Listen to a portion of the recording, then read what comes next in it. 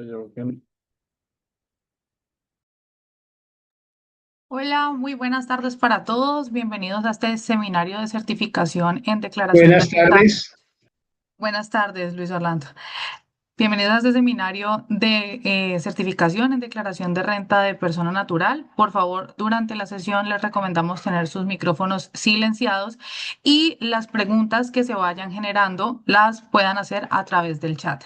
La sesión se va a llevar a cabo en dos tiempos. Primero una explicación teórica y luego vamos a dar un espacio para un breve cuestionario que nos permitirá saber si todo lo que nos han enseñado el día de hoy pues ha sido claro para ustedes. El día de hoy contamos con la participación de Daniel Ramírez Urrea. Daniel es contador público de la Universidad del Valle.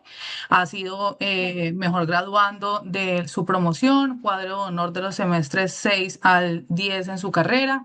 Como su perfil profesional lo dice, es contador público y especialista en gestión tributaria. Entonces, bienvenido Daniel a este espacio y a partir de este momento, pues todo el escenario es tuyo para que puedas dar tu capacitación.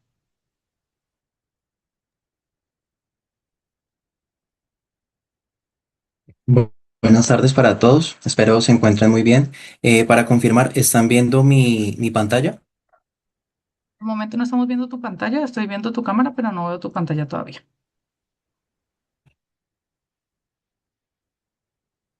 Ahí ya Perfecto. la están viendo. Sí. Listo. Bueno, pues ya me presentaron. Mi nombre es Daniel Ramírez, pues estoy asociado como contador tributario en A-Group con las contadoras Victoria Barbosa y Lilia Rodríguez. Por acá, qué pena, oculto un momento esto. Y bueno, pues esta presentación sobre declaración de renta de personas naturales, pues es un material que tiene la finalidad únicamente de ser educativo e informativo y no constituye ninguna asesoría legal para ningún contribuyente. Cada uno pues debe de revisar su realidad económica y presentar pues sus obligaciones ante la entidad tributaria. Y para dar comienzo a este seminario, hay una pregunta inicial que me gustaría hacerla. Estoy por acá pendiente del chat que es quién conoce la realidad económica, patrimonial y financiera del contribuyente. Las personas que puedan, por favor, participar eh, y dar respuesta a esta pregunta.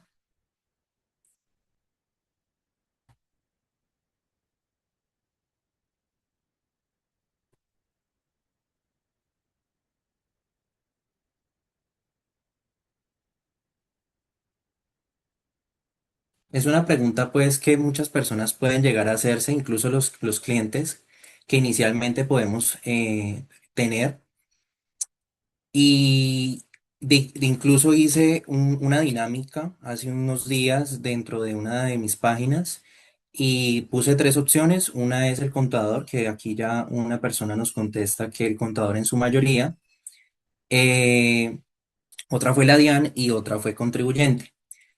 Hablando en el contexto de declaración de renta de personas naturales, pues se planteó esta pregunta, ¿no? Entonces, bueno, dos personas, una persona dice contador, otra persona dice representante legal y contador. Bueno, ¿quién conoce la realidad económica? Efectivamente, pues vendría siendo el contribuyente, porque es la persona que administra los recursos que obtiene, o sea, todos sus ingresos, es quien también sabe qué gastos ha erogado para que pueda obtener esos ingresos. Digamos que el tema de que sea el representante legal, en este caso, pues como es persona natural, no vendría a estar relacionado. Y el contador, pues digamos nosotros lo que hacemos es consolidar toda la información que los contribuyentes nos suministran y pues digamos nos podemos incluso apoyar con el reporte que la DIAN nos genera a través de la información exógena, que ahorita más adelante vamos a ahondar un poquito más en esa información exógena, pero de todas formas, pues quien tiene la veracidad de toda la información, pues es el contribuyente. Pues sí, efectivamente, como nos contesta Astrid y Jason, es el contribuyente. Listo, bueno, sigamos por acá. Para poder hablar de la declaración de renta de personas naturales, pues tenemos que tener un marco normativo general. pues vendría siendo el estatuto tributario y unos decretos reglamentarios. El estatuto se encuentra en la ley 624 de 1989. Tenemos otro decreto, el 1625 del 2016, que es el DUR tributario. Prácticamente lo que hace este es explicar la forma correcta de cómo ir aplicando el estatuto tributario, ir como dando un paso a paso sobre las normas de una manera más detallada. Tenemos el decreto 2229 del 2023, que viene siendo el de los plazos y el calendario tributario, que se pide para cada año fiscal, digamos, desde el año 2023 hasta la fecha. Ya nos guiamos es por los días hábiles del mes y no pues como antes que era que comenzaba con unas fechas puntuales y el calendario cambiaba cada año, ¿no? Digamos, este decreto ya nos rige de aquí en adelante hasta que pues saquen uno nuevo y con él podemos darnos cuenta desde ahora haciendo la cuenta de los días del mes de agosto, que es cuando comienza, pues cuando se van a ir comenzando a vencer estas declaraciones. Y por acá tengo otro relacionado, que es el decreto 1496 del 2024, que es donde está el listado de las jurisdicciones no cooperantes y de baja o nula imposición, que vendrían siendo lo que denominamos los paraísos fiscales. Digamos que hablándolo en un idioma pues más técnico, vendría siendo estas jurisdicciones no cooperantes y de baja o nula imposición. Bueno, por acá tenemos el calendario de renta de personas naturales, que pues como lo mencionaba ahorita, se rige bajo el decreto 2229 del 22 de diciembre del 2023. Por la eventualidad que tuvimos la semana pasada del terremoto, pues para las jurisdicciones de El Cauca, el Valle del Cauca y Risaralda, eh, para unos municipios puntuales donde están registradas las personas naturales, pues se han ampliado los plazos del mes de agosto y se han postergado para el mes de noviembre. Hasta el momento, el día de hoy, de hecho, fue que pude visualizar la resolución. Antes estábamos como con unos comunicados de la DIAN. Hoy ya quedó la resolución. Y únicamente pues para esos municipios, digamos que si es de la ciudad de Bogotá, debe de presentar su declaración de renta dentro de los periodos correspondientes al mes de agosto. No puede regirse bajo este decreto y cabe aclarar que son las personas que tienen inscrito el RUT hasta el día 10 de agosto en una de estas jurisdicciones. Es decir, si abrió el RUT el 10 de agosto precisamente, pues perdón, el 11 de agosto, que fue el día posterior, pues ya entonces tiene que presentar su declaración de renta bajo este calendario. Por acá comenzamos con la determinación de la obligación de declarar. Entonces, bueno, lo primero vienen siendo los topes para declarar de personas naturales. Esto lo encontramos estipulado en el artículo 592 del Estatuto Tributario. Esta imagen que tenemos aquí es una imagen pues que regularmente es publicada por nosotros los contadores y que también encontramos que otros colegas la comparten e incluso pues comienza a hacerse mucha propaganda bajo estas. Es donde pues se coloca el concepto, los topes en VTs bajo los cuales se rige esta normatividad y el valor en pesos que aplica para que las personas pues tengan en cuenta si deben o no deben declarar renta. El primero, pues viene siendo el patrimonio bruto, que al 31 de diciembre haya tenido un patrimonio superior a 224.095.500. Si ha tenido ingresos brutos superiores a 69.718.600, compras y consumos totales durante 2025 también por 69.718.600, consignaciones y consumos con tarjeta de crédito igual por el mismo tope de 69.718.600. Siempre nos debemos guiar con la VT del año grabable por el cual vamos a declarar renta. Es decir, en este caso es para la VT del año 2025 que estaba estipulada en 49.799 para hallar estos topes y poder determinar la obligación. Eh, Estos pues son del año grabable, es decir, de lo que va del 1 de enero al 31 de diciembre del 2025 en este caso, que la presentamos en 2026 a partir de agosto, en este caso vamos hasta noviembre, y pues si no se supera ninguno de estos topes, pues no tenemos la obligación de declarar, salvo pues que se opte de una manera voluntaria por hacerlo, que algunas personas optan por hacerlo por alguna necesidad puntual que tienen. Y por acá viene la parte de la información exógena que hace un momento les comentaba. Entonces, prácticamente esto es como un suministro que tiene la DIAN adicional para poder hacer cruce de información. ¿Qué es? Pues viene siendo un reporte realizado por las personas naturales y jurídicas, pues las naturales que estén obligadas, mediante archivos XML a la DIAN. Actualmente lo hacemos mediante estos archivos XML, pero si la DIAN dispone de otra forma su presentación, pues tenemos que adaptarnos a esa presentación. Entonces, por eso pues se habla de que conforme a las especificaciones técnicas vigentes. Tenemos un propósito sobre esto, es que pues sirve para efectuar los cruces de información, como les comentaba, la fiscalización y consolidar las transacciones de los contribuyentes dentro de un periodo graduable.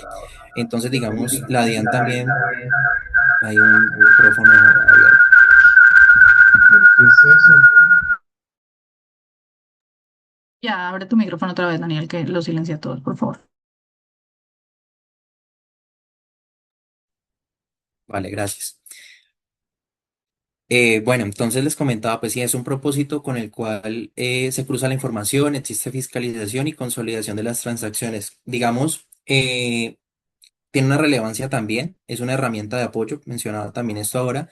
Sin embargo, no es indispensable para presentar la declaración de renta. Digamos, la DIAN tiene este suministro de información y con este nos puede hacer una fiscalización sobre la declaración de renta que nosotros le presentemos. Si encuentran una inconsistencia entre lo que se encuentra en información exógena y la declaración de renta que le presentamos.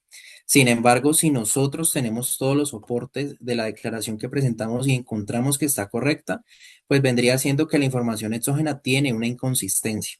Y ahí pues vienen las reclamaciones a estos terceros que posiblemente lleguen a hacer un reporte equivocado y pues que tengan ellos que corregir la información exógena. Entonces por eso siempre se dice como que no tenemos por qué basarnos en hacer una declaración únicamente con la información exógena o con lo que tiene la DIAN, sino con la información que el contribuyente nos suministra para poder pues de verdad tener la veracidad dentro del formulario que nos corresponda presentar por esa persona natural.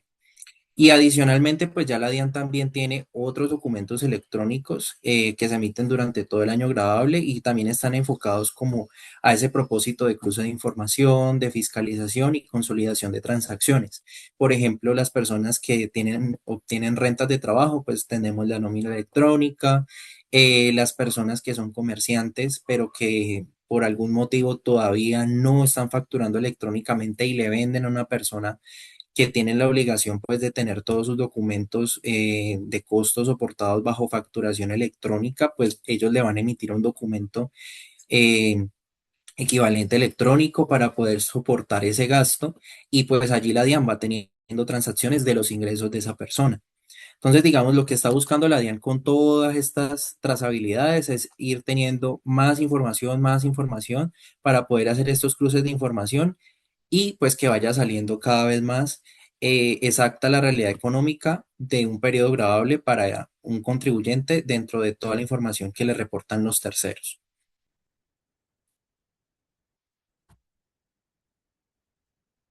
Por acá, pues les estoy mostrando un pantallazo de la plataforma de la página principal de la DIAN. Por aquí, por donde dice consultar información exógena, le pueden dar clic y les va a aparecer un segundo cuadro, pues con una información para aceptar, pues como el tratamiento de datos. Selecciona el año grabable del cual necesitan consultar la información exógena. Este año, pues 2025, le dan a aceptar y él automáticamente les va a descargar un Excel que vendría siendo un formato así. Entonces, pues donde el título o la cabecera pues dice DIAN, consulta de información reportada por terceros, advertencia, esta información corresponde a la fecha de corte del proceso y puede estar sujeta a cambios de los terceros que la reportan conforme a las modificaciones o adiciones del informante. Eso es muy importante tenerlo en cuenta porque frecuentemente puede llegar a pasar que a la fecha nos salga algo dentro del exógeno y la descargamos un mes después y aparece algo adicional que no se tuvo en cuenta. Entonces, de ahí volvemos a recalcar la importancia de que sea el contribuyente quien se encargue de suministrarnos toda la información para poder presentar su declaración de renta. Porque hay personas que solamente se basan en esto para determinar esa obligación y aunque sí nos puede dar una luz inicialmente, pues hay cosas que pues pueden que no estén allí. Tenemos la fecha de reporte, la fecha fecha de corte del proceso. Esa fecha de corte del proceso siempre va a ser actualizada el día que uno descargue la información. Año al que pertenece la consulta, si consultamos 2023, 2024, va a aparecer el tipo de documento de la persona, identificación, nombre, razón social, pues en este caso no aparece información por el tema de tratamiento de datos personales. Y bueno, tenemos por aquí otra advertencia del tema de que si presenta inconsistencias debe comunicarse o acudir a la persona natural o jurídica que entrega la información. Es decir, si encontramos aquí en una información relacionada de un tercero que nos ha reportado que nos pagó 10 millones de pesos, por dar un ejemplo, tenemos que dirigirnos a ese tercero y decir, mire, usted me reportó esto, pero en realidad esto no pertenece a mi realidad económica efectuada durante el año 2025, por decir un ejemplo. Luego viene la parte de información reportada y la DIAN comenzó a implementar eh, un tema de detallar inicialmente los topes. Entonces, como para que se pueda revisar directamente cuál es el tope por el cual vamos a tener que declarar renta. En este caso he señalado tres topes de los que vimos anteriormente, pues aquí hay tres que se está pasando por ingresos, por patrimonio y por movimiento. Digamos, pues la persona que se le descargó este formato, pues no tuvo consumos de tarjetas de crédito superiores a los 69 millones y las compras pues de igual forma no, pero los otros topes los cumple, debe de declarar renta.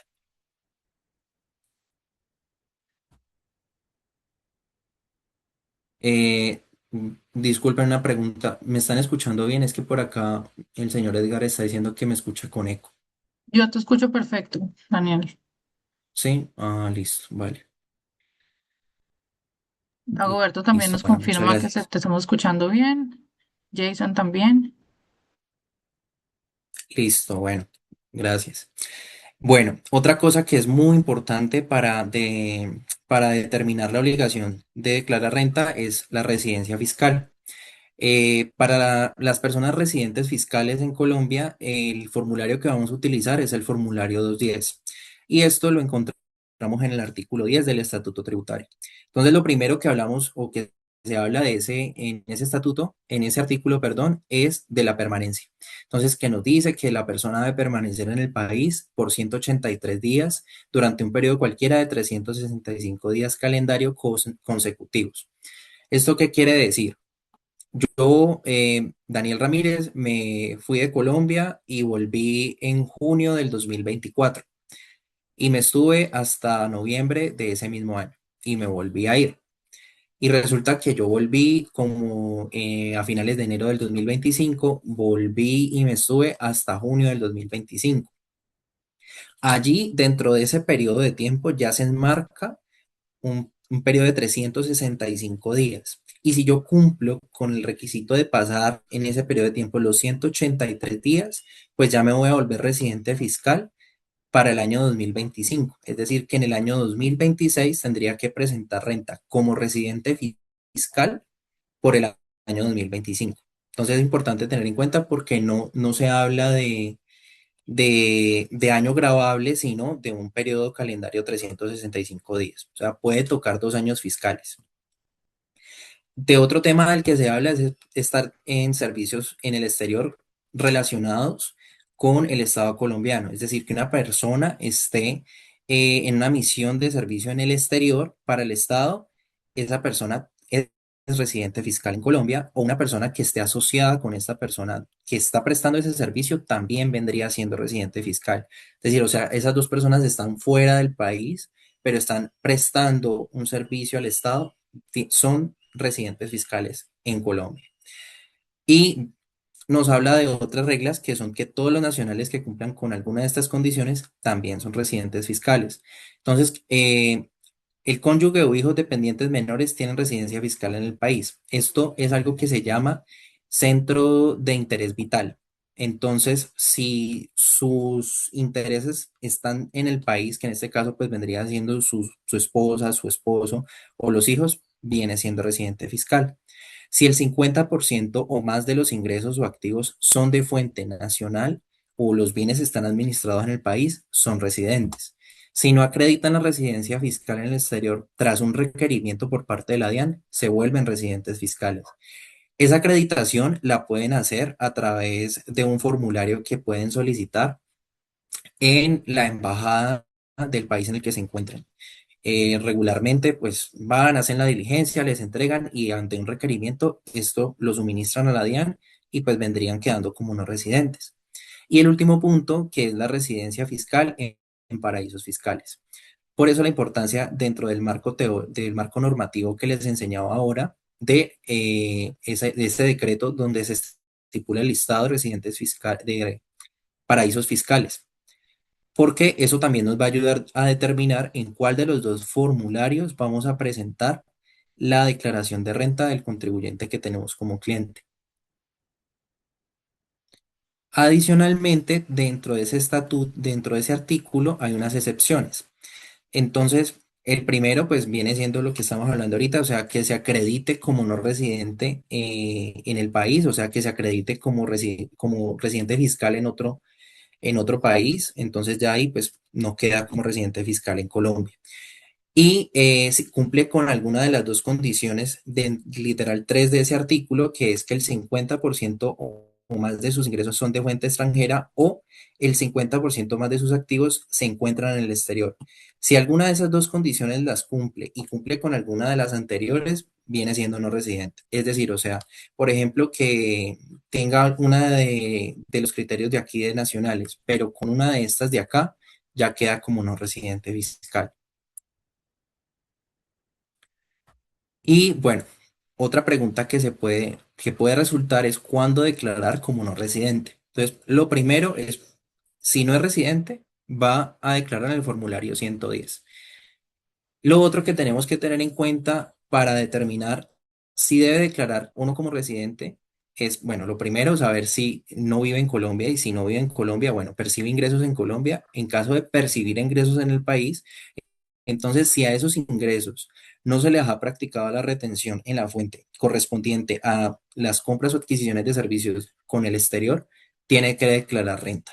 Es decir, en una persona que reside en el exterior presta un servicio a una empresa colombiana y esa empresa colombiana le practica el 4% de retención en la fuente por servicios. En ese caso, la persona tendría que hacer declaración de renta en el siguiente año, o sea, por ese periodo gravable, porque no le practicaron la retención correspondiente. Si le aplicaran la del 20%, bueno, ese ya sería otro caso. En ese caso no tendría por qué declarar renta ni como residente ni como no residente. Ya con eso se da por entendido el cumplimiento de la obligación fiscal.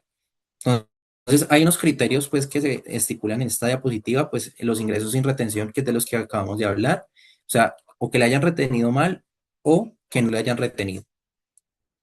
Que tenga un establecimiento permanente dentro del territorio nacional. O sea, que obtenga ingresos a través de un establecimiento permanente, tiene que declarar renta como no residente. Y pues dos casos particulares que se dan mucho es el tema de la enajenación de activos, personas que viven por fuera, pero tienen acá sus bienes inmuebles y los venden, pues ahí entra dentro de una obligación fiscal, o que tienen inversiones y pues están dentro del país y también las enajenan. Dentro de esos dos casos tiene que declarar como no residente. Y pues hay unos artículos del estatuto y pues también un oficio que es importantísimo tener en cuenta para determinar esto, y es el artículo 9 del estatuto tributario, el 247, y el oficio número 001364 del 2018, que adiciona el concepto unificado 0912 del 2018. Entonces, tenemos en cuenta eso, podemos determinar más fácilmente si debe declarar como no residente o como residente, o si en definitiva no debe declarar renta. Pasamos a la parte del patrimonio. Entonces ya aquí pues vamos entrando más a lo que es el formulario para declarar renta. Entonces, ¿qué debemos incluir? Pues todos los bienes y o efectivos en moneda extranjera. Esto en caso pues de que sea una persona residente fiscal, tiene que declarar todos los bienes o pues efectivo que tengan a nivel mundial. O sea, en la declaración debe de quedar todo, lo de Colombia y lo del extranjero. No porque la persona declare en el otro país por algún motivo, no se va a incluir porque pues como que se determina si no. O sea, si es residente fiscal en Colombia, debe incluir absolutamente todo lo mundial. Efectivo, bancos, cuentas de ahorro y corrientes, lo que es nacional, acciones o cuotas de interés social, pues ya aquí en adelante vamos a hablar todo lo que es nacional, inversiones de diferentes acciones, cuentas por cobrar con un documento de fecha cierta, cuando pues hablamos de cuentas por cobrar a personas naturales, otras personas que no hacen facturación electrónica, inventarios en caso de poseerlos, activos fijos pues como propiedad, planta y equipo, otros activos no clasificados, cuentas por pagar con documento de fecha cierta también. Súper importante ese tema del documento de fecha cierta, porque pues estaríamos entrando en un incumplimiento de soporte de pasivos, en caso de que no lo tengamos y nos hagan un requerimiento por alguna diferencia que encuentre la DIAN con el cruce de información exógena que ya le han reportado a los terceros, porque si es una obligación contraída con un tercero, persona natural, que no factura ni me emite ningún tipo de documento electrónico, pues allí vamos a tener una diferencia con la exógena. Pero ejemplo de créditos bancarios, tarjetas de crédito, bueno, de esto sí va a tener información la DIAN y pues no vamos a tener una mayor complicación. Pero hay que tener pues mucho cuidado con eso porque regularmente hay personas naturales que sí tienen este tipo de transacciones y pues hay que incluirlas. Dentro de esto también existe una duda y es si se incluyen o no se incluyen las cesantías.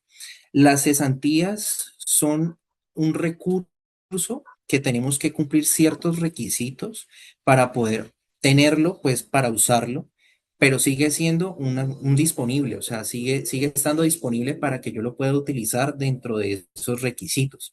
Entonces, se debe de incluir dentro del patrimonio, dentro de lo que pues llamamos patrimonio bruto. En el caso de nosotros los contadores, pues vendría siendo lo que son activos. Eh, Tiene que estar relacionado. Y de hecho, este tema de patrimonio, ahorita que digo total patrimonio bruto, hubo algo en la especialización y que me llamó mucho la atención y es cómo se están llamando estos renglones o cómo se llaman estos renglones. Y es que estos formularios los elaboraron en abogados.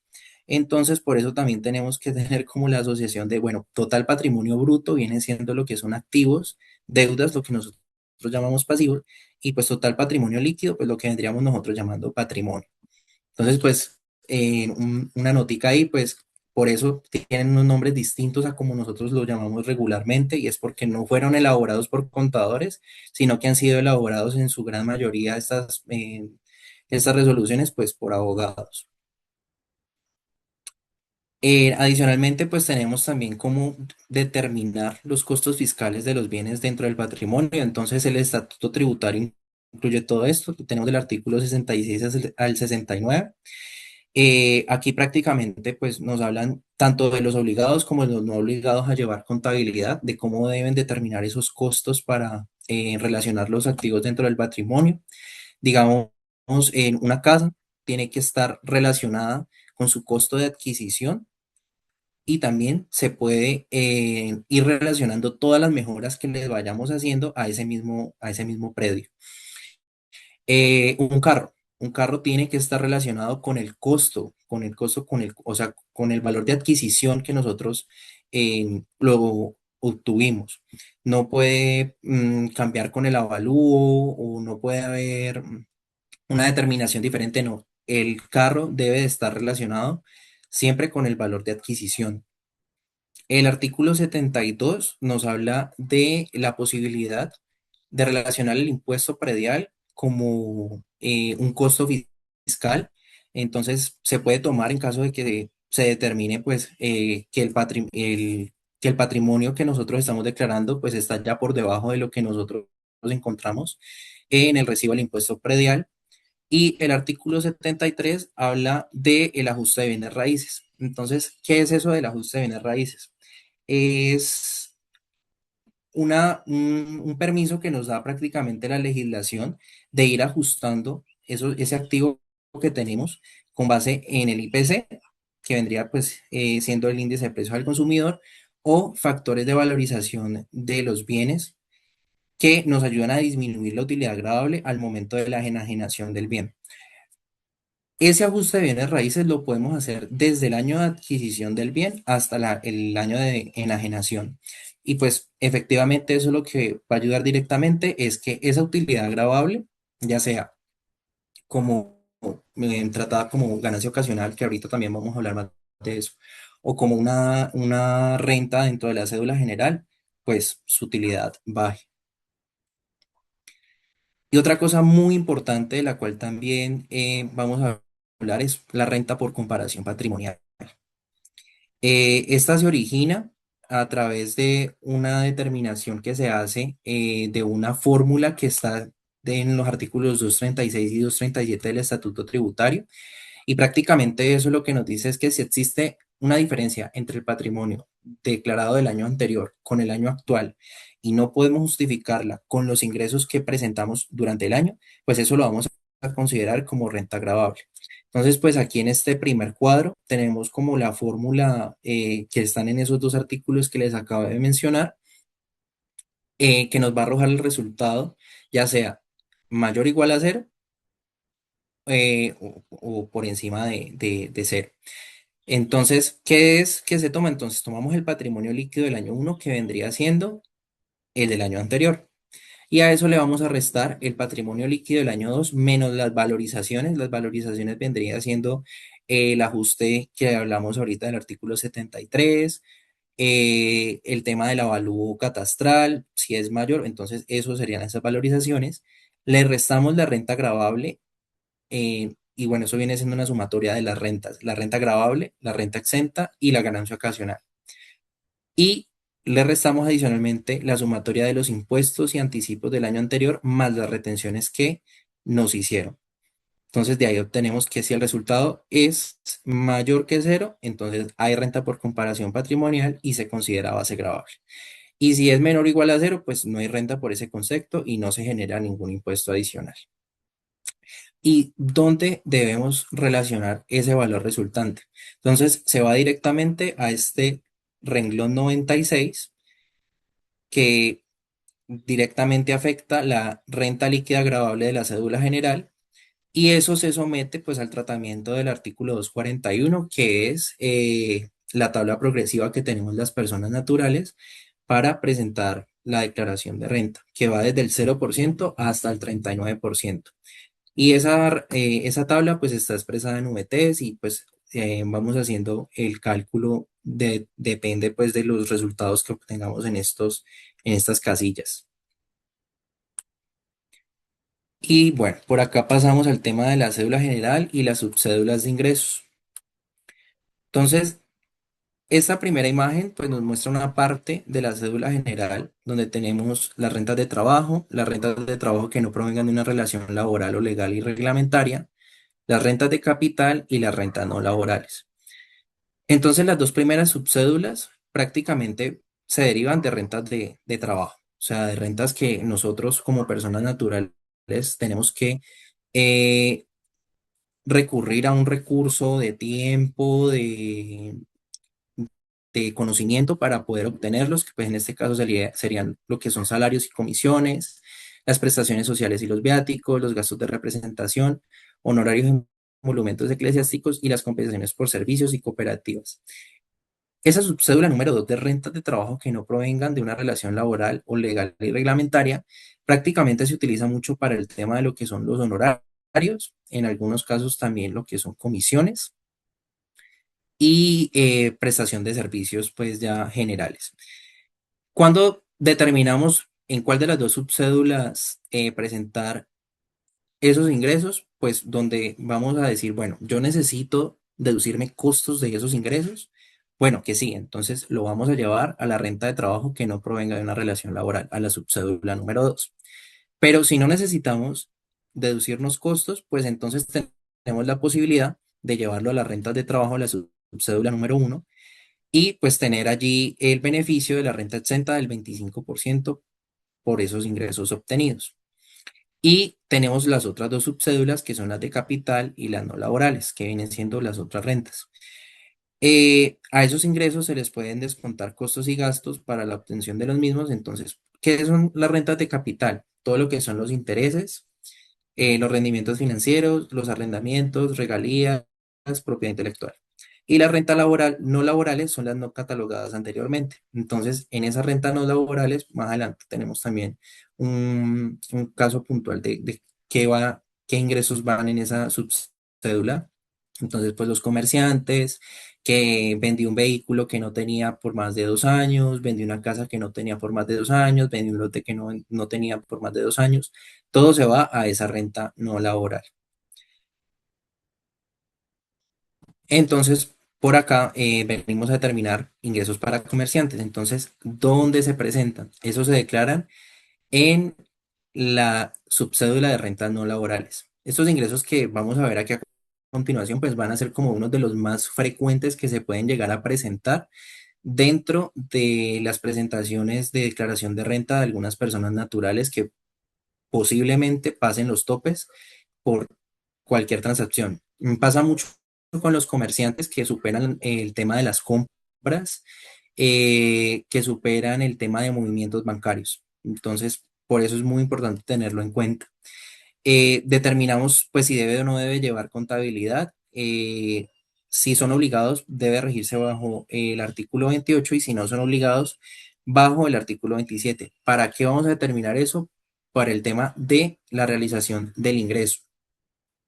Y la facturación, ellos están obligados a llevar pues, registros de todas las transacciones que hagan y tienen la obligación formal de expedir un documento electrónico, ya sea pues la factura de venta o documento equivalente y todo eso conforme al artículo 615 del Estatuto Tributario.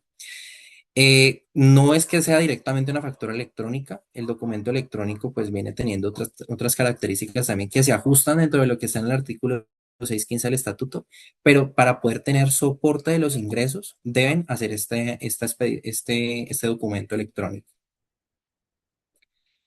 Y por acá, bueno, tenemos otros ingresos comunes, entonces tenemos la venta de acciones y de activos, que en ese caso, como les mencionaba ahorita, si son poseídos por más de 2 años, van a considerarse una ganancia ocasional. Si no, pues vamos a tratarlo como una renta líquida, eh, que iría en la subcédula de rentas no laborales. Entonces, si es mayor a 2 años, artículo 300, que sería el de las ganancias ocasionales, tarifa del 15%.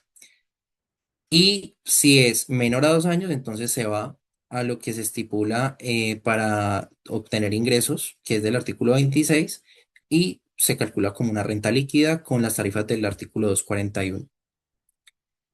Hay muchos casos adicionales que se puede presentar como ganancias ocasionales, por ejemplo, una lotería, si nos ganamos una lotería, ahí pues iría dentro de esas ganancias ocasionales, que se gane un chance, es una ganancia ocasional. eh, las ventas pues de los inmuebles, todas esas cosas pues que no se puedan catalogar dentro de la cédula general, pues hay que determinar si serían una ganancia ocasional o una renta no laboral. Eh, Tenemos por acá los dividendos, están estipulados en el artículo 342 del estatuto, y pues hay dos renglones específicos en los cuales estos se relacionan dentro de una declaración de renta de persona natural, que es el renglón 107 y 108. ¿Y cómo se determina si son provenientes de utilidades no grabadas? O sea, si yo como persona natural obtuve esos dividendos y venían de una utilidad no grabada o si vienen de una utilidad grabada. Este tema es demasiado amplio y el cálculo de lo que se tiene que hacer para determinar si es grabada o no es grabada es mucho más extenso, que está estipulado también dentro del estatuto tributario. Y pues prácticamente aquí lo mencionamos porque es algo muy común, pero prácticamente para poder revisar este tema muy a fondo hay que tener una sección completa y mirar cómo vamos a obtener esas utilidades grabadas o las no grabadas para hacerle la clasificación correcta. Regularmente, las empresas lo que hacen es que nos entregan el certificado de ingresos de dividendos y ya hacen esta separación. Entonces, ¿cuáles son los provenientes de utilidades no grabadas y los de utilidades grabadas? Entonces, los que son de las utilidades no grabadas se van a someter al artículo 241, que son las tarifas progresivas, y los que son de utilidades grabadas, una parte de ellos se va a ir a la tarifa del 35% de personas jurídicas y otra parte dentro de lo que se estipula para el tratamiento de dividendos de personas naturales. Perdón. También tenemos pensiones, muy común. La cédula de pensiones también está parte de la cédula general. El límite exento de pensiones es de 1.000 VT mensuales, es decir, una persona que se gane hasta 49.799.000 en pensión mensual está exenta toda su pensión de declarar por ese ingreso. Pero ya si se gana 49.800.000, comienza a tener ya una parte que sí es gravada. Este tipo de pensiones pues son demasiado altas y son muy puntuales las que pueden llegar a ese tope, pero se nos puede presentar y también por eso es muy importante tenerlo en cuenta, porque pues no todo lo vamos a poder relacionar en el renglón 102 de renta exenta de pensiones. Regularmente pues sí, es así, pero hay que tener pues mucho, mucho cuidado con esto, hacer la multiplicación de cuántos son esas 1.000 VTs al año y ya pues con eso determinar qué vendría siendo lo grabado y lo no grabado. Por acá estoy pues mostrando un pantallazo de lo que es la subcédula la cédula de pensiones. Va desde el renglón 99 hasta el 103. Y por acá ya vamos a comenzar a hablar de los ingresos no constitutivos de renta. Entonces, los conceptos clave que tenemos que tener en cuenta aquí son la seguridad social y los aportes voluntarios. Prácticamente estos son los que se relacionan dentro de esos renglones, que serían el renglón 33, 44, 59, 76. Por acá también el de pensiones lo tenemos, que es el renglón 100.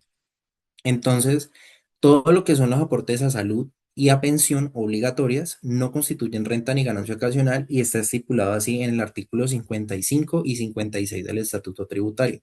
Entonces, la totalidad de esos aportes los vamos a relacionar dentro de esos, dentro de esas casillas y dependiendo también el tipo de ingreso. Pues, ejemplo, si yo obtuve únicamente un arrendamiento y por ese arrendamiento pagué seguridad social, no voy a reportar en el renglón 33, que es de rentas de trabajo, ese aporte de seguridad social, sino en el renglón 59. Y adicionalmente también tenemos los aportes voluntarios que están limitados al 25% del ingreso o hasta un máximo de 2.500 VT. Esos también son ingresos no constitutivos de renta y pues también se pueden tener en cuenta dentro de una planeación fiscal, que más adelante también vamos a hablar un poco de eso, para poder pues optimizar más la tributación de las personas naturales. Y bueno, pues aquí les mencioné, es este renglón, los no constitutivos de renta. Pasamos al tema de costos y deducciones. Entonces, existen unos requisitos y unos límites para la depuración en la declaración de renta. Entonces, lo primero que hay que tener en cuenta es que esos costos que nosotros nos vamos a deducir tienen que estar efectivamente pagados, que eso viene siendo para las personas naturales no obligadas a llevar contabilidad y está en el artículo 58. En caso de que la persona sí tenga la obligación de llevar registros contables, debe de tener devengados todos esos costos dentro del periodo grabable correspondiente y está dentro del artículo 51. Adicional a eso, también tiene que guardar causalidad, necesidad y proporcionalidad con la actividad que le generó renta. Y eso está en el artículo 107. ¿Qué quiere decir eso? Ya sabemos, pues en rentas laborales, los costos no nos los vamos a poder deducir. Por eso ahorita hablábamos de cuándo vamos a clasificar los honorarios o la prestación de servicios en la subcédula 1 o en la subcédula 2. Porque si yo quiero deducirme costos de esos honorarios que obtuve, tengo que llevarlos a la subcédula 2. Si no, entonces subcédula 1. Entonces, en la subcédula que no podemos descontarnos costos es en la laboral. Y, pues tiene que guardar lo que estipula el artículo 107 porque yo pues por ejemplo tengo un arrendamiento y me voy de viaje a San Andrés y quiero llevar esto como un gasto deducible en renta, pues eso no está relacionado con la actividad generadora de renta, entonces no me lo puedo deducir. Pues guardando de que la vivienda que yo arrendé no está en San Andrés, sino que está en Cali, Palmira, Bogotá, en otra ciudad pues en la que está residiendo la persona. Ya si la tengo en San Andrés y bueno, se revisa todo el tema de que si yo tengo que ir a presentarme físicamente y la tengo la necesidad de estar allá, bueno, eso ya es otro tema, pero si no, pues no puedo deducirme ese gasto. Y hay un límite, pero es un límite de estimación. Y eso está en el artículo 336-1 del estatuto, que es que yo obtengo unos ingresos, pero se supone que yo debería de tener un 40% de renta líquida sobre esos ingresos. Eso es una estimación que hace la DIAN, pero no quiere decir que yo me puedo deducir costos hasta este tope.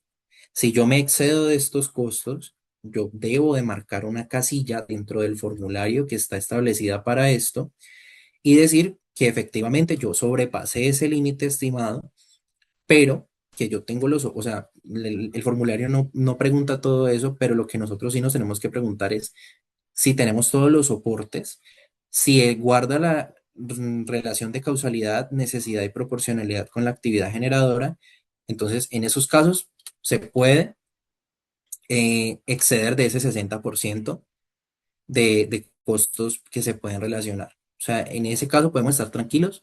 Tampoco eso quiere decir que la DIAN nos vaya a requerir de una. En caso de que nos requiera, pues nosotros tenemos los soportes, marcamos esa casilla, pero tenemos los soportes de que se guarda todo lo que está dentro del estatuto, toda la legalidad, toda la causalidad, la necesidad y la proporcionalidad.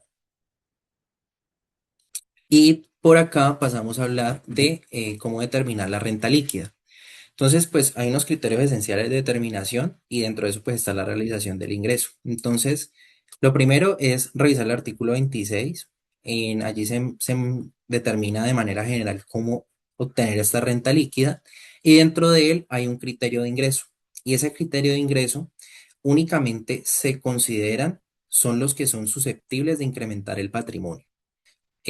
Si no son susceptibles de incrementar ese patrimonio, yo no me los voy a determinar como ingresos. Por eso no todo lo que yo muevo en las cuentas bancarias se puede determinar como un ingreso para mí. Claramente hay que guardar una relación de que si yo excedo los movimientos bancarios de los ingresos que obtengo, pues bueno, ¿por qué excedí eso? Porque obtuve un préstamo, porque recibí dinero para un tercero, que es un tema muy delicado del cual pues debemos también cuidarnos mucho porque constantes pues fiscalizaciones con todo el cruce de información, pero no todo es ingreso para mí. Entonces, únicamente yo me llevaría lo que sí es susceptible de incrementar el patrimonio como un ingreso. Y pues por último, la realización, que es lo que también hablábamos ahorita. Entonces, cuando se entienden por obligados, por realizados los ingresos, pues cuando no estoy obligado a llevar contabilidad, es cuando ya me hacen efectivo el pago, es decir, cuando me lo pagan, cuando ya no lo tengo como cuenta por cobrar. Y en caso de que esté obligado a llevar contabilidad, pues ya eso se determina de otra forma, que es a través del DNI. Aquí a mano derecha podemos ver una pequeña tabla de pues cómo se determina al final esa renta líquida. Entonces tenemos primero los ingresos ordinarios y extraordinarios, ven las deducciones, devoluciones, rebajas y descuentos que realizamos y ahí vamos a tener como primero los ingresos netos. Luego vamos a tener los costos, que ya pues hablamos cómo los vamos a determinar, todo lo que necesitamos guardar para poder soportarlos y de ahí vamos a obtener la renta bruta. Esa renta bruta le vamos a quitar las deducciones, de las cuales también ya vamos a hablar más, y obtenemos esa renta líquida finalmente. ver. Entonces, bueno, pasamos por acá a un tema de mucho interés también para hacer una planificación fiscal, que son las rentas exentas. Esas rentas exentas están limitadas hasta el 40% o 1.340 VTs. Eso está en el artículo 336 del estatuto. Eh, Menciono mucho los temas de los artículos porque es muy importante también de que en caso de que exista alguna duda con alguno de esos temas puntuales, podamos ir y darle una leída, una repasada de esos artículos y de seguro allí nos va a dar claridad de cómo tenemos o darle trámite a esa duda que tenemos, a ese gasto que nos están relacionando. Los conceptos clave en estas rentas exentas están las indemnizaciones, los gastos de entierro, las cesantías y el auxilio de cesantías y la exención del 25%. Entonces, todas las indemnizaciones van a ser las que son de accidentes de trabajo, que pues nos las dan las empresas, una enfermedad o maternidad. En caso pues, de que haya un despido laboral, pues ahí entra también un despido laboral con indemnización, ahí también entraría esa parte, gastos de entierro. eh, eh, Esos gastos de entierro es cuando el contribuyente, o sea, yo, un persona natural, estoy obligado a declarar renta, fallezco, entonces obtengo ese ingreso por parte de la empresa. Yo también como persona natural, luego de fallecer, si estoy obligado a declarar renta, debo seguir declarando renta hasta que ya se determine como cancelado el RUT, pues esos ingresos van a ser deducibles dentro de esas rentas exentas. Las cesantías y el auxilio de cesantías, entonces es muy importante esa parte porque es como lo más común que se puede presentar dentro de las declaraciones de personas de renta, de personas naturales con rentas laborales. Y he visto algunos casos en los que no se tiene en cuenta eso porque no están teniendo presente el promedio de salario que obtuvieron las personas durante los últimos 6 meses y no hacen esa conversión para saber qué valor de esas cesantías y auxilio de cesantías debe de ir como renta exenta. Y créanme que de verdad esa parte, cuando la manejamos, nos puede ayudar bastante a disminuir el valor a pagar de la declaración de renta, porque pues es directamente algo que nos estamos deduciendo de la renta líquida. Limitado a un 40% y a 1.340 VTs, pero si todavía no excedemos esos 66 millones, pues nos va a ayudar a llegar un poco más allá de lo que tenemos relacionado. Y la exención del 25%, pues esa es la regulada, la que siempre hemos tenido. En este caso ya está limitada a 790 VTs después de la ley 2277 fue que disminuyó. Antes eran más altas esta exención, pero quedó en 790 anuales, que en este caso para el 2025 son 39.341.210.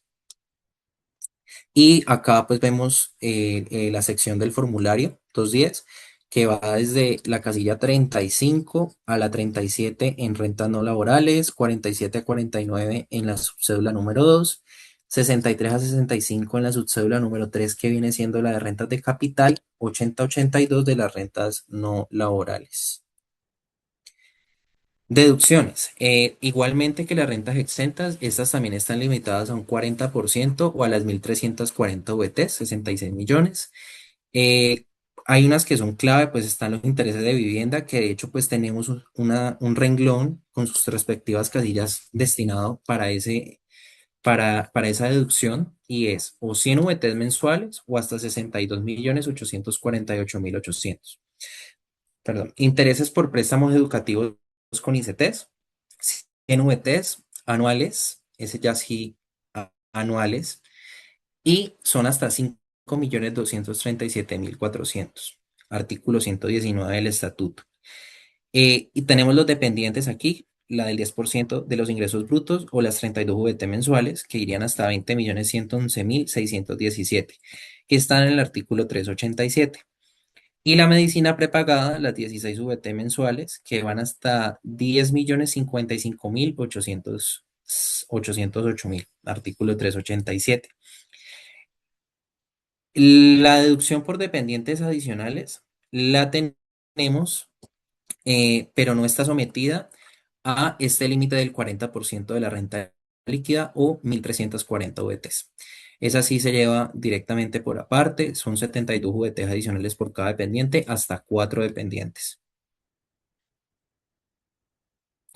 Y, y por acá les voy a mostrar un material que me parece muy importante y valioso que lo tengamos presente al momento de diligenciar el formulario o de comenzar a hacer una declaración.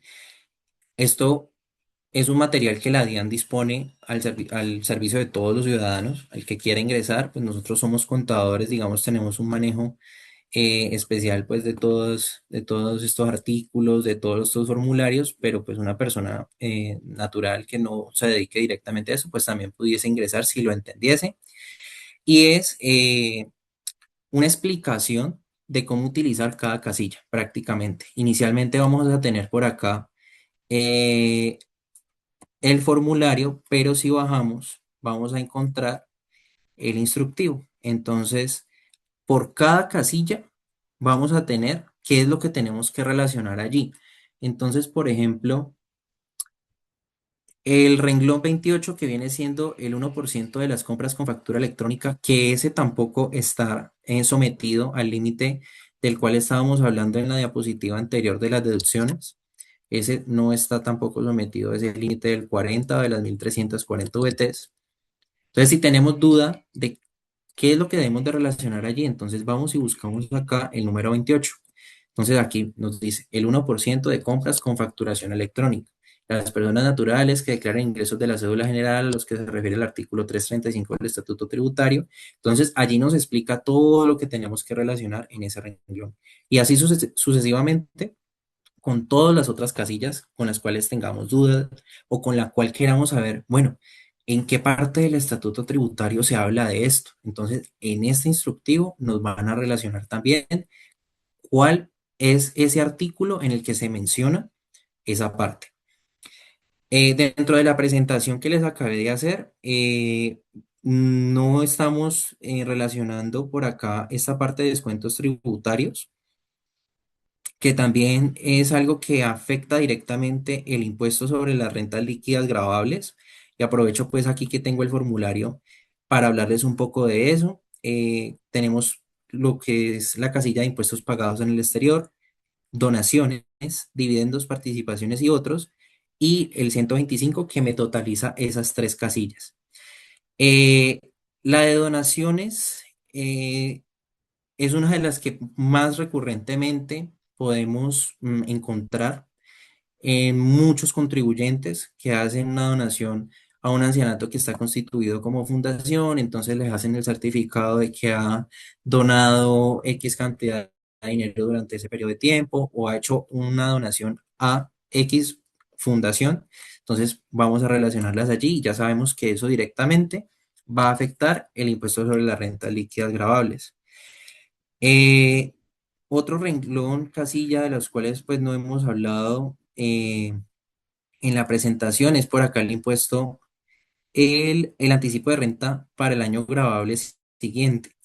Sobre ese anticipo, todos estamos en la obligación de calcularlo, que es el 75% del impuesto neto de renta, pero tenemos dos opciones para calcularlo.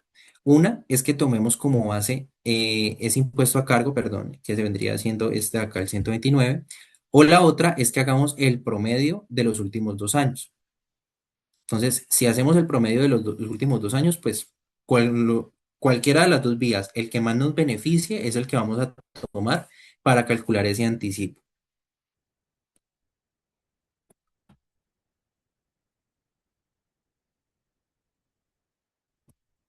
Entonces, bueno, por acá hay de un tema del cual también entra dentro de la preparación para la declaración de renta de personas naturales y es la planeación tributaria. Y vamos a definir eso como el proceso mediante el cual se organiza de manera anticipada todas las actividades económicas con un único propósito que es optimizar la carga tributaria. De ahí se aprovechan los beneficios, las deducciones, las rentas exentas, los descuentos tributarios y todos los tratamientos sin ir a incurrir en prácticas de evasión o abuso tributario. Cuando he hecho esta presentación sobre esta parte, me detengo a hablar sobre la importancia ya de nosotros como contadores de ir creando esa cultura en los contribuyentes, en nuestros clientes, de comenzar a tener una planeación tributaria adecuada para evitar esos dolores de cabeza que muchas veces se pueden presentar, de ver afectado el flujo de efectivo, el flujo de caja que las personas tienen porque no se anticiparon correctamente para hacer el pago de su declaración de renta.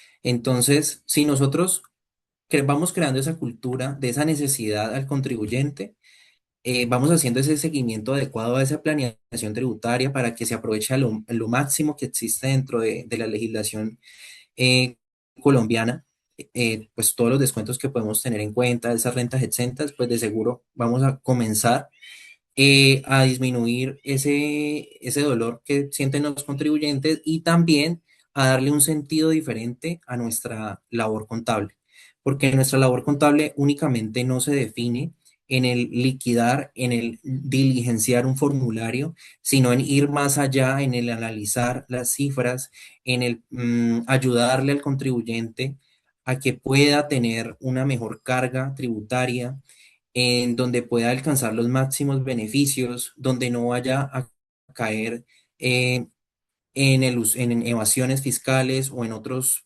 comportamientos que les puedan acarrear sanciones. Entonces, aquí pongo los aspectos principales, los objetivos y el alcance. Entonces, ¿cuáles son los aspectos principales? Una proyección del periodo fiscal a analizar, una revisión de información histórica del contribuyente. ¿Qué hay que analizar? Entonces, los ingresos y costos, deducciones y rentas exentas, los descuentos tributarios y una verificación de límites y topes legales. Todo eso lo tenemos en cuenta para lo mismo, optimizar la carga tributaria, que está como uno de los primeros objetivos, reducir legalmente la carga impositiva, mejorar el flujo de caja. ¿Cuáles son los beneficios? Vamos a aprovechar los incentivos tributarios vigentes, donde vamos a crear una seguridad para evitar contingencias y riesgos ante la DIAN en este caso y poder facilitar la toma de decisiones. O sea, tener una planeación financiera prácticamente a través también de esta planeación tributaria. Porque hay muchas personas que, voy a vender este año mi casa, pero bueno, eh, eso también conlleva a tener en cuenta otras cosas, lo que hablábamos ahorita. La has tenido por más de 2 años, con cuánto la hemos relacionado dentro de la declaración de renta en el periodo anterior, si ha estado por el avalúo, si no está por el avalúo, por qué valor está. Todo eso lo vamos a tener en cuenta. Esta planeación tributaria se puede hacer con un análisis de los últimos 2 periodos, 2 años de la persona natural e ir aumentando, ya sea en el IPC y un porcentaje adicional que puede ser el índice de productividad. Y ahí vamos encontrando valores más allegados a la realidad económica del contribuyente si vemos que su comportamiento es muy plano. En el sentido de un año a otro, prácticamente sus ingresos van a aumentar en ese porcentaje del IPC o en ese porcentaje de productividad conjunto al del IPC. Y tenemos el alcance que es aplicable también en la estructuración de operaciones especiales y no recurrentes que venía hablándoles ahorita de los bienes raíces, que es las ventas, cuando venden vehículos o cuando venden activos financieros, ventas de acciones y otros patrimonios. Ahorita esta parte también está eh, muy en auge con el tema de que pues están con los criptoactivos y todo, pues esa parte es súper importante tenerla en cuenta dentro de esa planeación tributaria. Vuelvo nuevamente como a hacer énfasis en eso de que en realidad esto es una parte muy importante, esto no es solo un trabajo de cada año, esto es un trabajo que tiene que hacerse con recurrencia dentro de un periodo gradable. Digamos ya en este año, pues estamos en agosto, septiembre, octubre, noviembre, diciembre, 4 meses prácticamente para que se acabe el año. En caso de que tengamos esas personas que en realidad necesiten organizar de alguna forma para optimizar más esa tributación, podemos y estamos a tiempo para trabajar dentro de estos meses lo que se puede eh, llegar al límite con esa persona de los descuentos, de las rentas exentas, bueno, de todo lo que les acabo de hablar.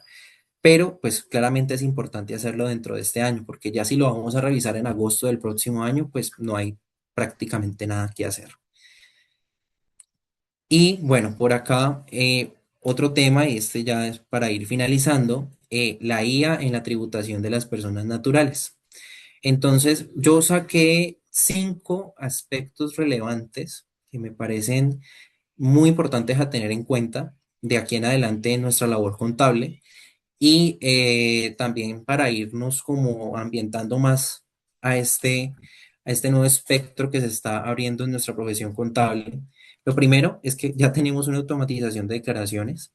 De alguna forma, tanto nosotros como contadores dentro de una firma, dentro de una empresa, podemos implementar programas que nos ayuden a la automatización del diligenciamiento de declaraciones, que nos la deje lista en un borrador y poder subirla. Claramente, pues eso hay que hacerle un análisis, teniendo en cuenta pues nuestro conocimiento, nuestra experiencia, lo que nos dictaminan las leyes, pero esa parte operativa se está automatizando. Viene también incluso hasta la parte de la declaración sugerida, que claramente hay que hacer un análisis muy concienzudo. No hay que presentar esa declaración sugerida así de buenas a primeras. Hay muchas personas que caen en eso, no le hacen el análisis suficiente, pero cada año estamos viendo que esa declaración sugerida está arrojando ciertos renglones con información muy acercada a la realidad económica del contribuyente. Ahí, por ejemplo, en las rentas laborales, los ingresos prácticamente están viniendo relacionados con el valor que nos relaciona en el formulario 220. Ya que tengamos otro tipo de ingresos que haya que relacionarles, otras rentas exentas que haya que adicionarles, bueno, ya eso viene dentro de nuestra labor y criterio contable.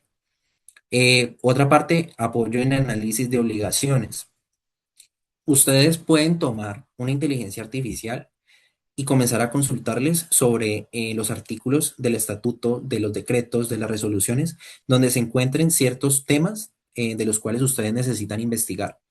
Claramente la inteligencia artificial les va a arrojar como en el artículo tal, de la ley tal, del decreto tal, la resolución tal, se encuentra ese tema del cual ustedes le están preguntando. Y ya pues nuevamente hago el énfasis, nosotros hacemos el análisis de esa información, la lectura respectiva, pero ya nos apoya también en encontrar un poco más rápido, más eficaz esa información que necesitamos para poder responder a inquietudes o hacer asesorías a nuestros clientes. Nos apoya también en la planeación tributaria. Podemos implementar a través de la inteligencia artificial lo mismo que en las declaraciones, un programa que nos ayude con los porcentajes, con las premoniciones y para luego finalmente ya dedicarnos a lo que verdaderamente debemos dedicarnos, que es al análisis de la información para entregar y aportar valor a los clientes que tengamos. El control fiscal por parte de la DIAN, pues ahorita les mencionaba el tema de los documentos electrónicos, ya viene siendo también un aspecto que la DIAN ha cubierto bastante. Ahorita con el caso de Lili Ping, con los compañeros de la especialización 2 que trabajan en la DIAN, nos hablaron un poco de ese tema y hay un programa que también salió incluso dentro de unos artículos y fue el ojo de la DIAN. Y dentro de ese programa fue que se fueron dando cuenta de las consultas, de las inconsistencias que se presentaban sobre este caso, para que al final pues se descubriera todo, pues todo lo que ya hemos podido saber y leído sobre el caso de Lili Ping. Y lo último, la creación de nuevas fuentes de ingreso. Esa creación de nuevas fuentes de ingreso nos obliga también a tener una actualización en, bueno, esta persona ya se está dedicando a esta actividad económica, pues cómo lo voy a catalogar dentro de la declaración de renta, cómo le voy a ayudar a esta persona en su planeación tributaria. Entonces, ahí también nos vamos entrando más a ese espectro de la IA en la tributación de personas naturales y se va volviendo mucho más sólido también nuestra carrera contable. eh, Familiarizarnos con ella, ese es el mensaje. No pensar de, se va a acabar la contabilidad como muchas veces muchas personas se los he escuchado. No, es que la contaduría ya va a llegar hasta ahí, porque es que se piensa en el contador como una persona que se dedica a realizar registros. Y no, nuestra labor no es esa. Nuestra labor es de análisis, nuestra labor es de apoyo a las empresas para optimizar su tributación, para optimizar sus finanzas y va más allá de simplemente realizar registros y entregar información por cumplir, no, es para entregar información de valor que ayude a tomar decisiones informadas. Entonces, bueno, si tienen de pronto algún comentario de la inteligencia artificial en la tributación o en el espectro de la contabilidad, pues también me gustaría saber de algunos puntos adicionales que ustedes puedan tener presentes y pues ir enriqueciendo un poco más esta presentación y pues también como que se aproveche el espacio entre todos y sepamos de nuevos puntos, de nuevas cosas, de esa inteligencia artificial dentro de nuestra profesión. Listo, bueno, pues esto era lo que tenía por compartirles. Igual estoy pendiente si alguien tiene por comentar algo de la inteligencia artificial. Daniel, te cuento que tenemos en este momento dos preguntas, una de Edgar Barrios y otra de Carmelina Tapasco. El señor Edgar nos dice, si el contribuyente tiene un saldo a favor, ¿es su obligación liquidar el anticipo de renta para el próximo año? Si el contribuyente tiene un saldo a favor, es obligación liquidar el anticipo de renta para el próximo año. Miremos por acá el formulario.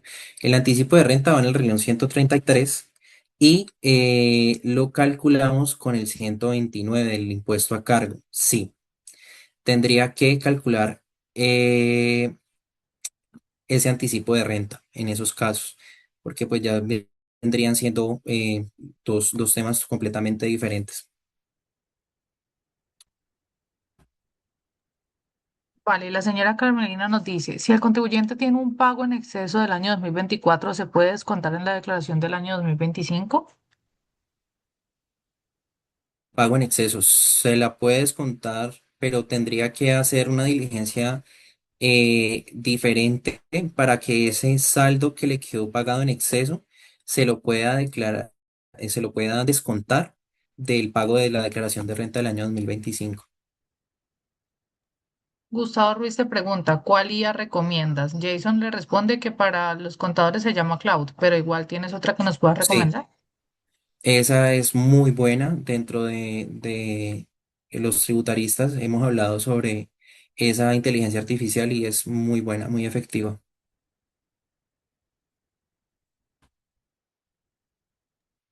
Perfecto, Daniel. Entonces, como se los comentamos al principio de la sesión, esta sesión tiene dos partes. La primera, la explicación teórica por parte de Daniel, y la segunda que viene a continuación, que es la evaluación de conceptos de lo que vimos aquí.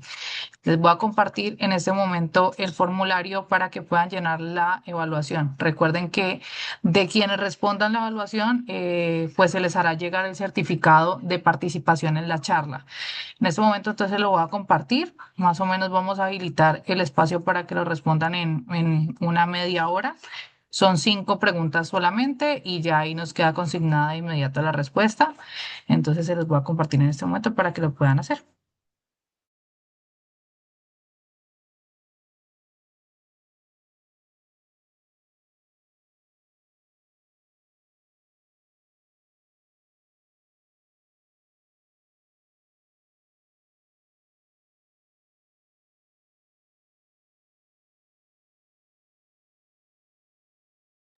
Listo, en ese momento ya en el chat del Zoom tienen el link del formulario de Google para que puedan consignar sus respuestas. Son las 6:17, entonces vamos a dar un promedio de media horita para que lo puedan resolver y cualquier pregunta, pues nos vemos después de esa media horita, ¿vale?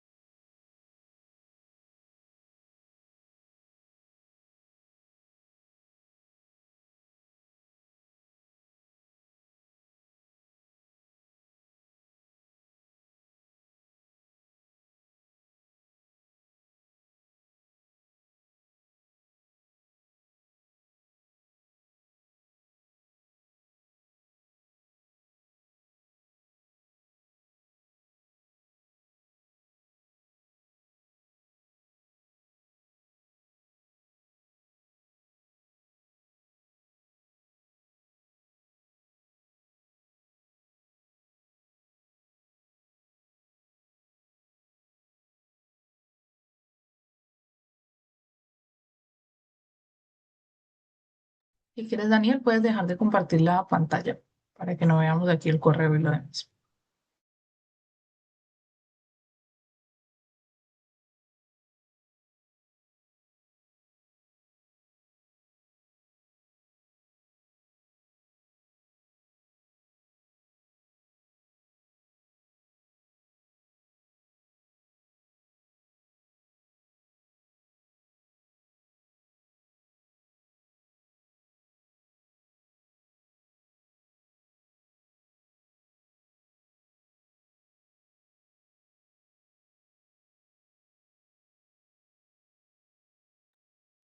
¿Todavía siguen viendo mi pantalla?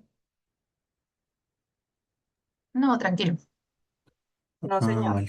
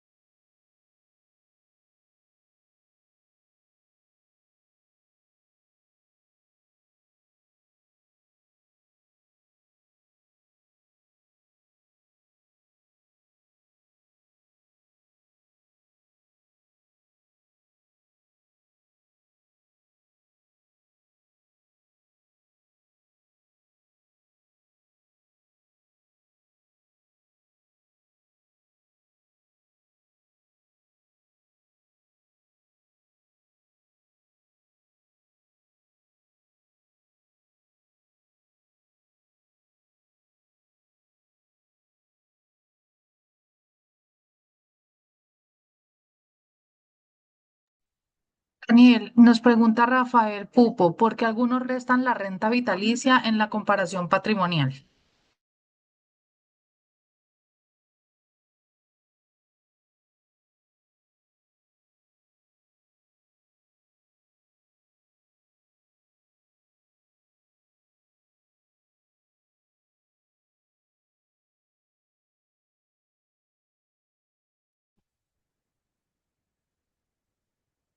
Hola, bueno, dentro la renta vitalicia vendría siendo como un tipo de pensión. Eh, Esa estaría dentro de lo que serían las rentas gravables que se estipulan dentro de la fórmula de renta por comparación patrimonial. Entonces, por eso también es que la tienen en cuenta. Sí, pues da el caso de renta gravable, ¿no?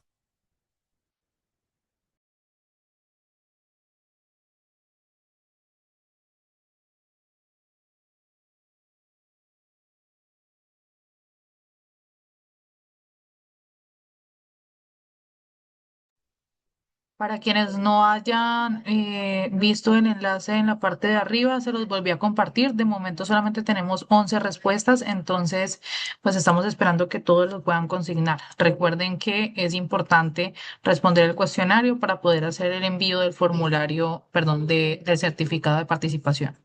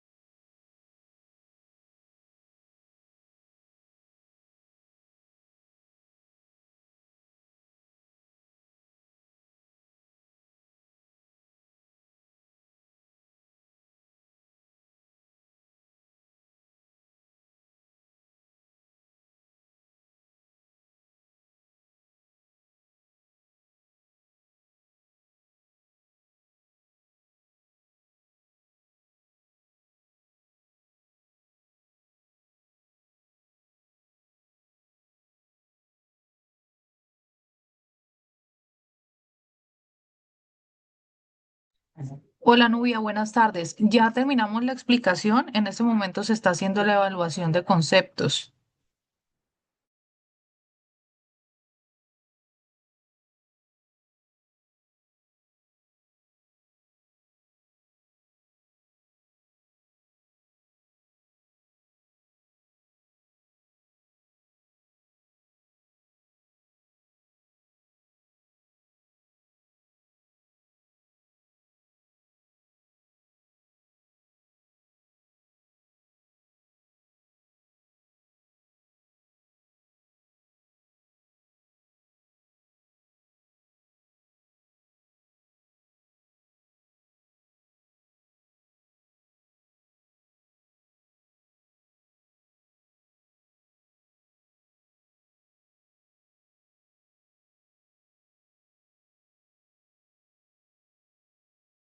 Buenas, ¿podrían mandármelo, me hacen el favor? Es que como está intermitente el internet, pues porque en esta parte sí fue afectada por el terremoto, les agradezco. Sí, señora, ya en el chat del Zoom volví a compartir el enlace.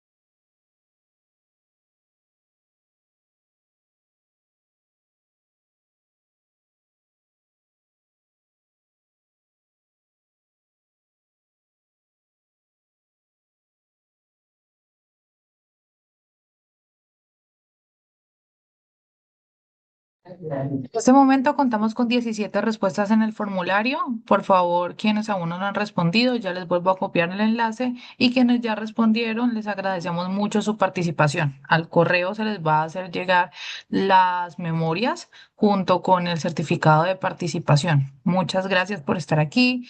A Daniel también muchísimas gracias por su tiempo, por su valiosa explicación y a todos los asistentes que esperamos les haya servido el espacio que se proporcionó el día de hoy. Sabemos que estos espacios son vitales para seguir creciendo la profesión contable y bueno, nos vamos contactando próximamente para próximas charlas mediante el grupo. Nuevamente, quienes no hayan llenado el formulario de evaluación, lo voy a compartir y por el correo electrónico que nos proporcionen, les hacemos llegar las memorias.